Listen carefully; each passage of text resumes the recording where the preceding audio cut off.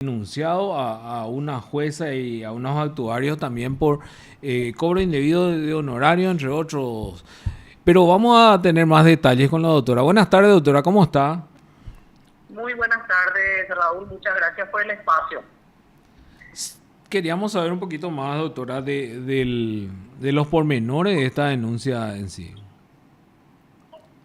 Sí, bueno, en resumidas cuentas, la colega y yo que intervenimos en esta causa, en una causa penal, ¿verdad? Por supuesta violencia. Digo supuesta porque de este lado sabemos que el hecho no ocurrió, pero bueno, en fin, es parte de lo que se va desarrollando en el proceso. Denunciamos lo siguiente. En este juzgado nos impusieron prácticamente el pago de una constitución del juzgado que creemos es innecesaria. Porque desde el año 2023, para no entrar así en detalles muy estrictos ni en tecnicismo que a la audiencia no le sería difícil comprender, ¿verdad? Salvo que sean los colegas abogados, nos impusieron, en pocas palabras nos impusieron una constitución como constitución del juzgado, ¿verdad? Eso implica la presencia del juez y del actuario en su caso en el domicilio del procesado para la verificación del lugar donde esta persona estaría cumpliendo arresto domiciliario, que finalmente fue lo que se le concedió, ¿verdad? En el año 2023, a través de una circular, la Corte advirtió que estaba prohibido, digo bien, el cobro de constituciones. Y después esto se revió y se estableció que en casos necesarios, entre paréntesis sería un domicilio impreciso, un lugar sin muchos detalles o referencias que permitan verificar el domicilio del procesado. No es nuestro caso, es un lugar céntrico acá en Sajonia, ninguna circunstancia que nos permita individualizar o ubicar perfectamente el lugar donde estaría guardando su reclusión, ¿verdad? O sea, su arresto domiciliario en el caso. Bueno, ¿qué es lo grave de esta situación? Es que ya tiene como antecedente de que esta defensa en su caso, en su momento, planteó una recusación con causa contra este juzgado, porque realmente venimos sufriendo, pasando, tolerando como defensa muchas cosas y todas en perjuicio del procesado. O sea, aquí la presunción de inocencia o los beneficios a favor del procesado, nada, todo en contra. Hasta fuimos acusadas, dizque, de llevar mala onda al juzgado. Y mira, esto hasta es tragicómico si se quiere, porque hasta por un estado de WhatsApp mío se molestó su señoría y me reclamó. O sea, a lo largo de toda mi vida profesional nunca realmente pasé algo tan ridículo. Lo cierto es que nos cobró o le cobraron a mi cliente una constitución. Es más, le cobraron en un monto superior, nunca se fueron juez ni actuaria al lugar, el domicilio del procesado. Reclamamos esta situación, lo hicimos de manera personal, lo hice yo a la señora actuaria, presentamos escritos, o sea, dejamos constancias en el proceso de que, bueno, era como, bueno, le esperamos al juzgado para que verifique dónde va a estar cumpliendo su arresto. Jamás se fueron hasta hoy, 19 de marzo. ¿Sí?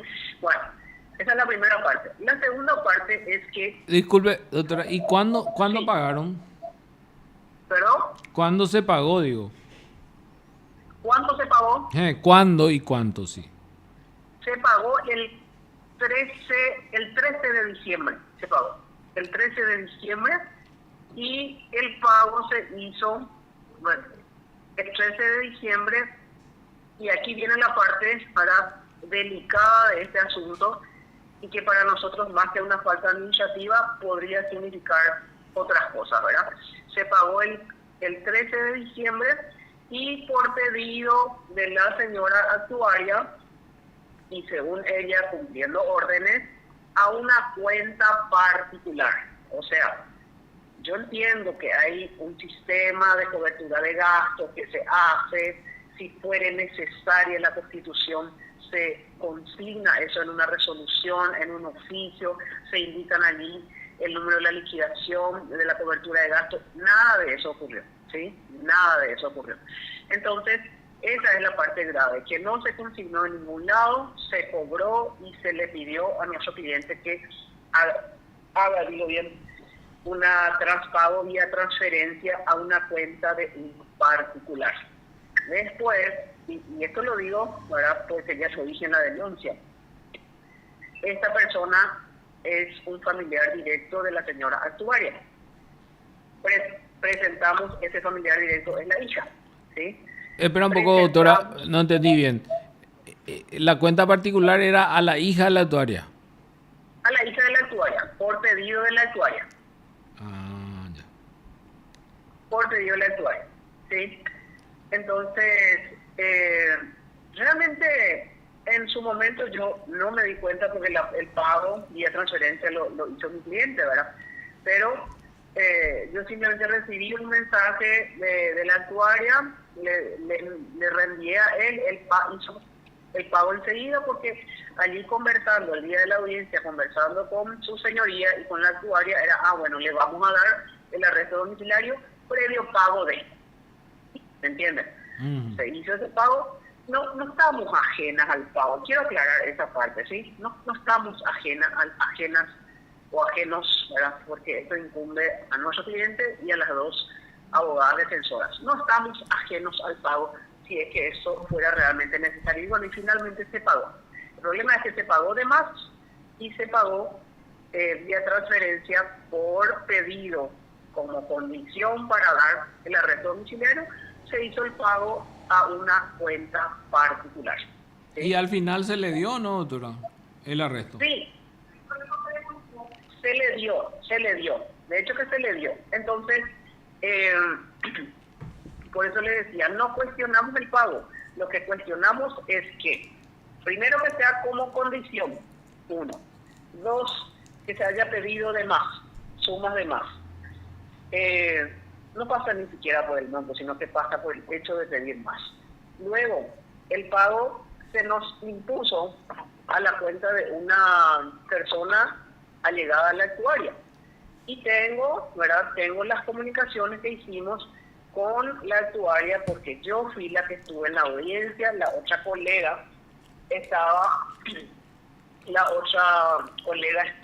en la oficina y nuestro cliente estaba en el calabozo de una comisaría. O sea, cualquiera que esté allí velando por la seguridad, en el sentido de que no se le prive de libertad, o en todo caso no sea remitido a una penitenciaría, obviamente él pagó inmediatamente para que le den la medida, ¿verdad?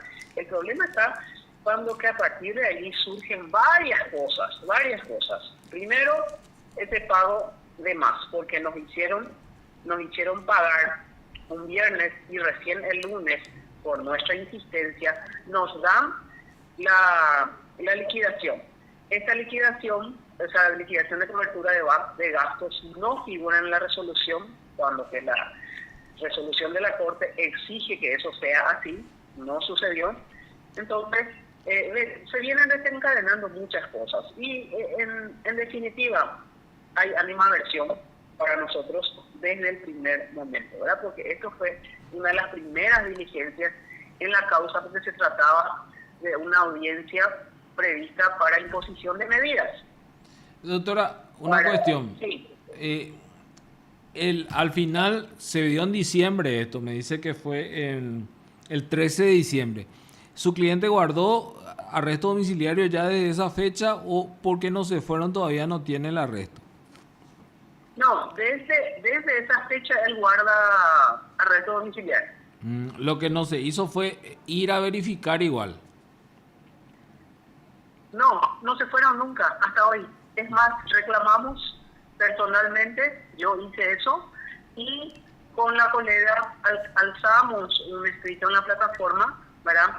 Insistiendo en esa situación, porque se entiende, ¿verdad? Dentro de las buenas prácticas, el juzgado tendría que verificar su cumplimiento para que, en su caso, después, a través de una revisión, se le pudiera mejorar esa medida, ¿verdad?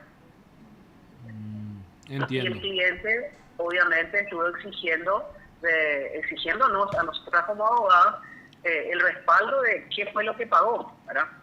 Y bueno, nos encontramos en esta situación, una liquidación que no, sin número, por cierto, tiene un número de solicitud, pero no tiene un número de liquidación. Uno, no figura en la resolución.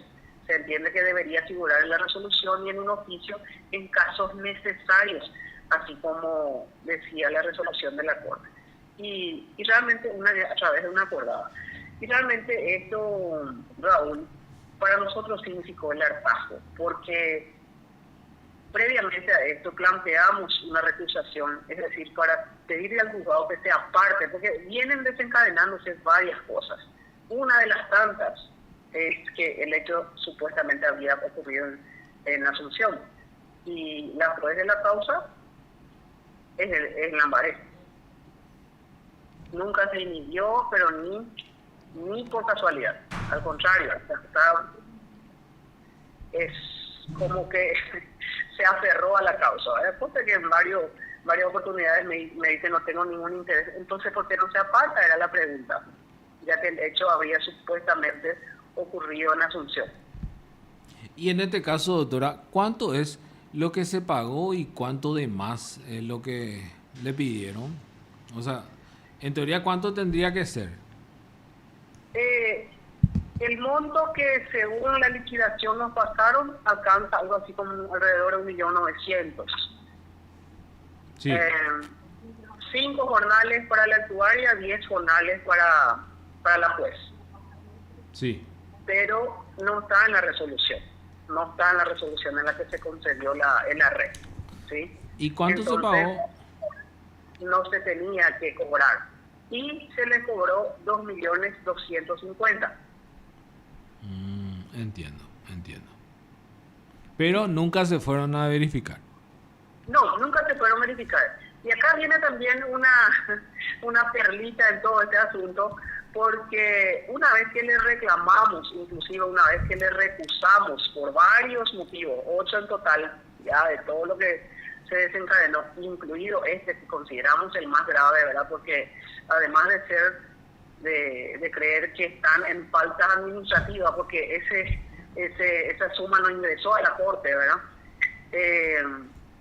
Mencionamos que, o sea, en nuestra recusación mencionamos eso, entonces en su informe se refieren a que supuestamente nos habría devuelto la diferencia, y eso jamás ocurrió.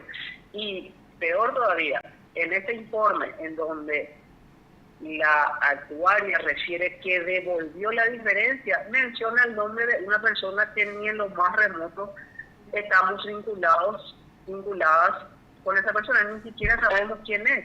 Menciona una causa distinta y menciona una causa distinta a la que es objeto de este tema, y una profesional que ni siquiera sabemos quién es.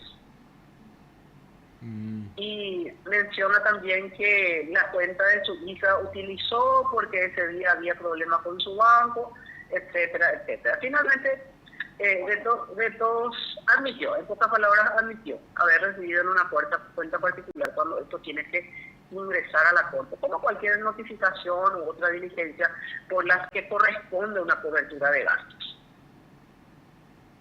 Entiendo, entiendo. Y bueno, Sí, ¿y quiénes son específicamente las denunciadas? La jueza Ana Esquivel, ¿verdad?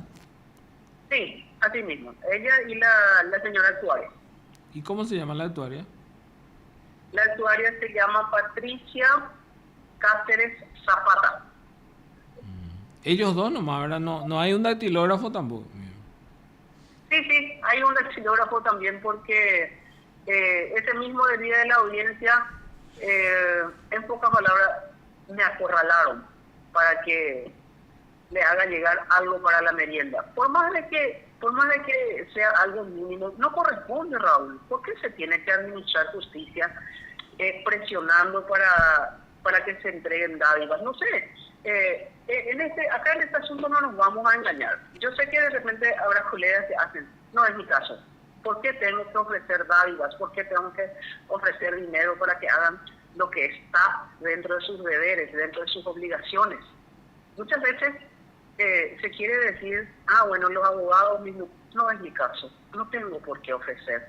Se entiende que los justiciables acudimos a la justicia esperando se haga justicia, pero este vilipendio en donde me pide plata el dactilógrafo, me pide plata la actuaria y lo hace también en nombre suyo en la actuaria, es un hostigamiento, es un acorralamiento, ¿verdad? Es con todo lo mal que está pasando el cliente, que se le priva de salir de su casa, se le priva de trabajar, se le priva de ir al médico.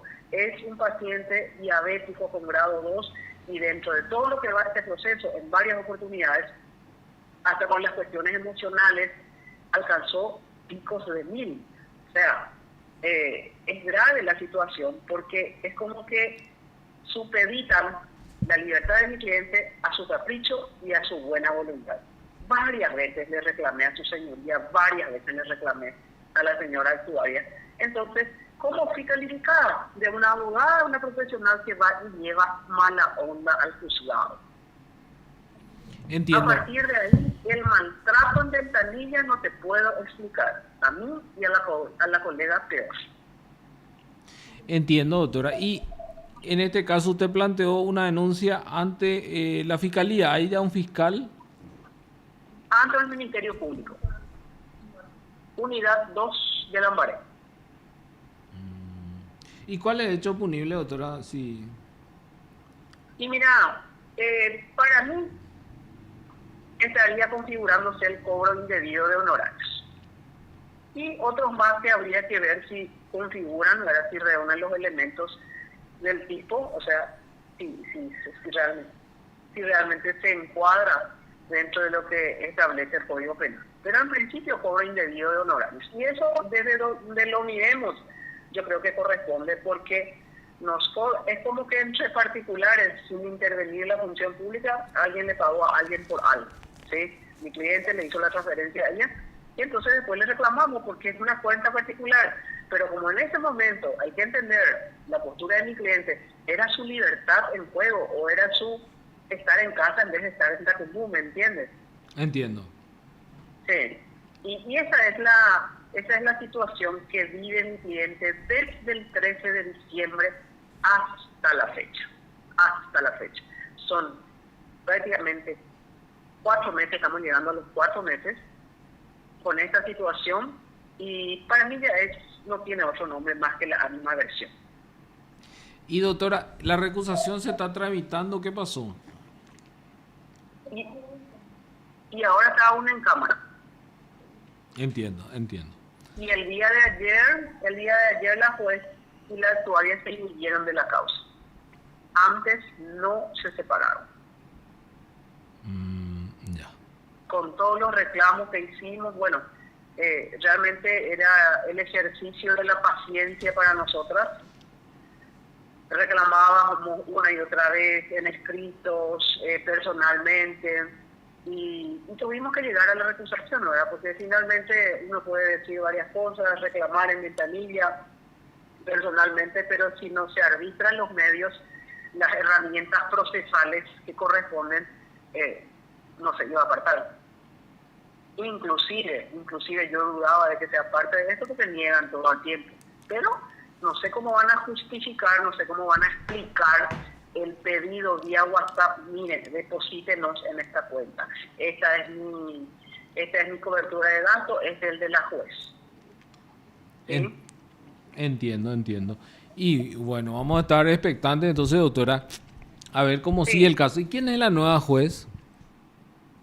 Y todavía no tenemos hasta este momento porque en este caso se dispone el sorteo de las demás que quedan, a ver a quién le corresponde asignar la causa. Estamos expectantes para saber quién entenderá en la causa a partir de ese sorteo. Entiendo. Estimo que entre hoy, o bueno, ya estamos fuera del horario laboral, estimo que mañana podríamos tener novedades al respecto. Entiendo. Y bueno, vamos a estar expectantes, doctora. Le agradezco mucho su tiempo, muy amable. Gracias. gracias. Gracias por el espacio. Y realmente esta denuncia, como le decía al comienzo, es producto ya del hartazgo y todo el vilipendio que pasamos, tanto nuestro cliente como nosotros, las defensoras, y sobre todo, Raúl, sobre todo, porque ya encontramos entre colegas, conocidos, amigos, mucha gente que se identifica porque vivieron la misma situación. Pagaron indebidamente, nunca se constituyó el juzgado y, en fin, así aspectos muy parecidos a lo que nosotras vivimos como profesionales. Entiendo. Y bueno, doctora, muchísimas gracias. Muy amable. Sí, un pequeño detalle que quiero agregarle a esto. Sí. Este mismo juzgado ya tiene varias denuncias por motivos y circunstancias parecidas a esta. Entiendo. Muy grave la situación entonces. Y para nosotros es grave porque se viene pagando el precio caro que se paga, es la libertad de una persona que literalmente, ahora yo sé que no es el momento de discutir el fondo de la cuestión, pero por lo menos para los análisis breves que se hacen para las medidas cautelares o en su caso mejorarlas a favor del procesado, aquí todo es en contra. No hay argumento que valga para esta señora. Todo fue en contra. Y bueno, vamos a ver entonces cómo sale esto ahora que van a tener una nueva jueza también. Así es, sí, estamos expectantes. Muy amable, doctora. Muchas gracias. Gracias Raúl, gracias por su tiempo y gracias a la audiencia. Usted está escuchando PDS.